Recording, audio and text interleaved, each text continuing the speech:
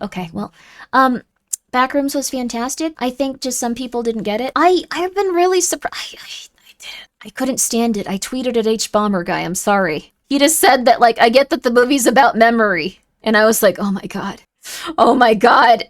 How does someone not get the movie this badly? It's just I don't. I don't think that they're a bad person. I don't think we should get angry at them, but it was just, how do they not? A lot of people didn't get it. A lot of people didn't get it. I thought it was like so noticeably, like this story was not very complex, but everyone was just not. Oh my god.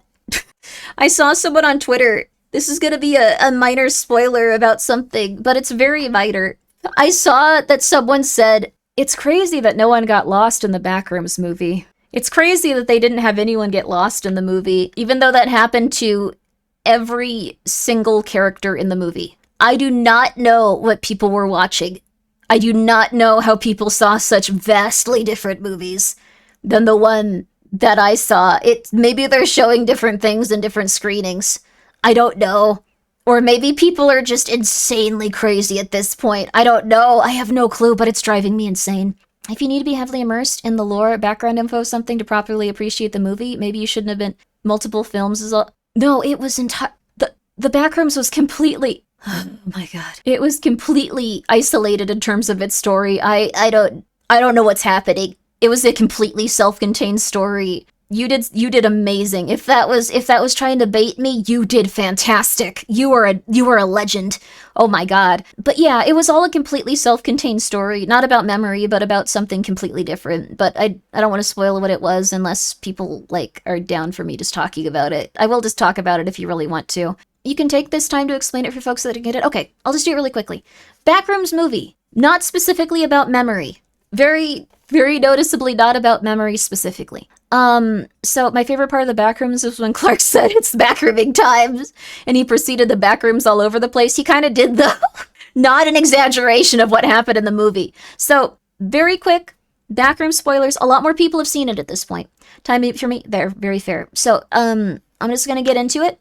The Backrooms movie was not a movie about, for Belle. When it came to the majority, I loved it. I thought that was bad. Same for everyone I showed the movie to.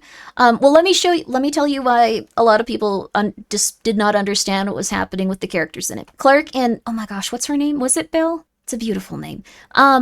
Clark and his therapist both had the same character arc. Mary, that was it. It was Mary and Clark. Mary and Clark both had the same character arc. Mary and Clark had the same character arc, which was that they were disassociating, and they were disassociating from their current life and their current problems and trying to go back to memories that they themselves didn't even really know how to recreate. They were trapped in an emotional loop after having a very, very, very intense emotional time. So, Mary and Clark had a special place in Silent Hill? Pretty much. I like the scene where the governor of Texas was charged for manslaughter. Wait, what? Is that something that happened today? When we're first introduced to them, we see their characters and their entire arc on display in the first conversation they have. Clark is avoiding responsibility and avoiding the emotional processing he needs to have when it comes to talking about when his wife left him after he started drinking and came back really late and they had an argument. Mary is having the same thing in her life over and over again with her traumatic story when it came to taking care of her mentally ill mother. So she was taking care of her mentally ill mother when she was a child and trying to survive life with her as a child.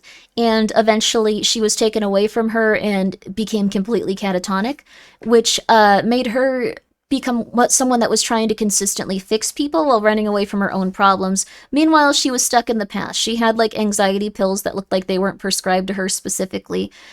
She was trying to constantly fix others that were mentally unwell in the same way that Clark was trying to avoid the problems that he had in the past and face how he had to grow as a person and stuff.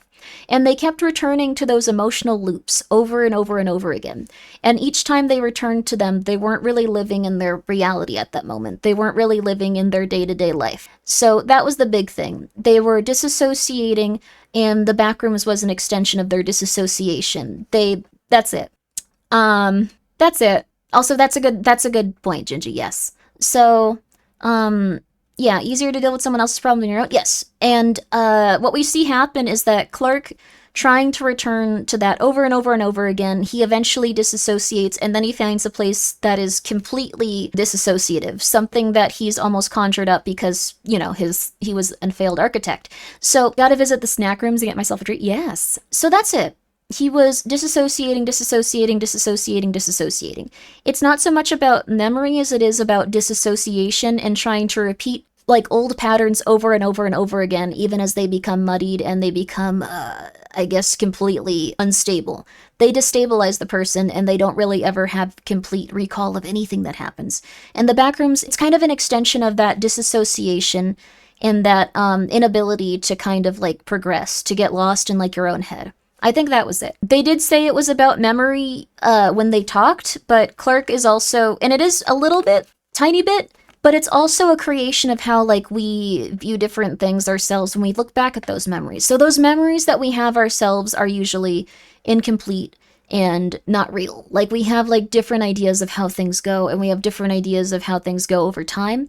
And we have a different perception of ourselves when we think about that. So it's creating it over and over again, but it's more from just, like, a place of, like, disassociation and slowly getting details wrong while the characters try to retreat into that over and over. That was not said out loud, so a lot of people did not notice that. But it was very noticeably about disassociation.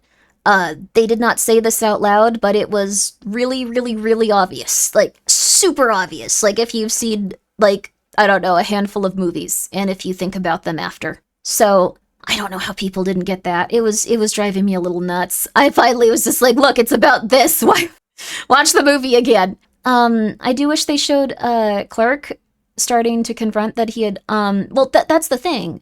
Clark wouldn't do that. That wouldn't make sense for Clark's character. He was never going to be someone that was going to, like, return to those emotional loops and, like, look at them, like, in the right way without, like, distorting them and disassociating from, like, everything negative. He was someone that was going to keep going back and go, nope, nope, nope, nope, nope, nope, nope, nope. Turn back into the spoiler limit. I don't know if that was like a huge spoiler, honestly, but like they should have, well, maybe, I don't know, they should have asked if to use the phone at the back room McDonald's. That'd be cool. Almond water would have cured that disassociation. I don't think anything would have cured that disassociation. Okay, so that's pretty much it. That's it. Some people are genuinely unfamiliar with the concept of disassociation. Yes, I do believe that the people that argue about it on Twitter a lot they don't understand that disassociation, they might even be in a state of disassociation. You yourself could even be in a state of disassociation.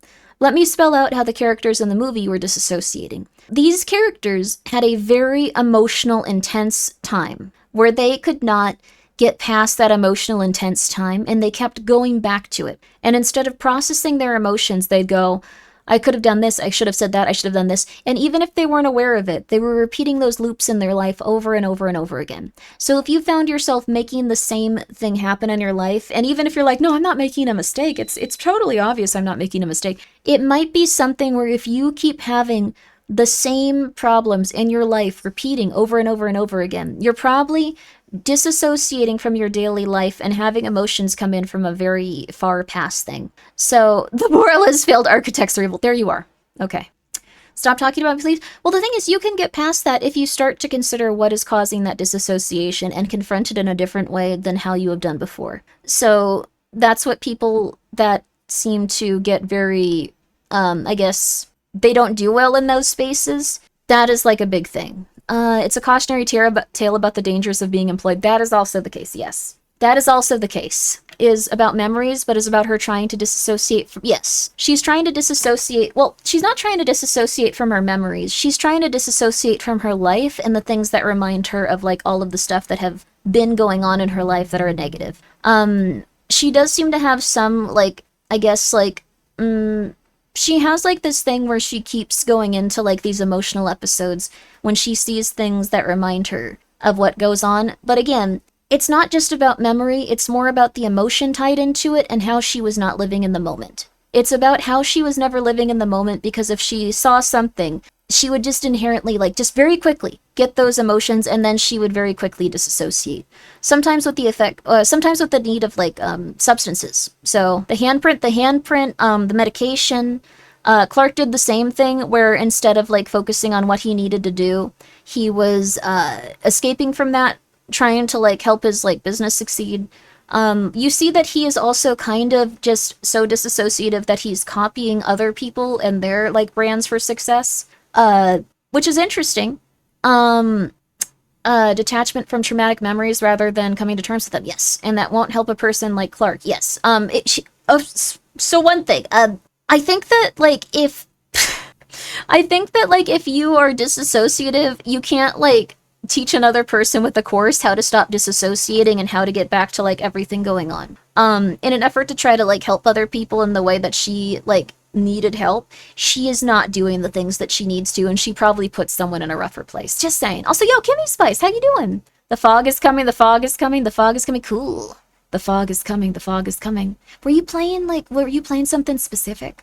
Also, no more backroom spoilers. I am gonna end it there. I was just getting pissy because people didn't notice what the plot line was on Twitter. Even if their job is media analysis. Even if their job is media analysis. Psalm 2! Psalm 2 yesterday, we're playing Psalm 2! Just saying.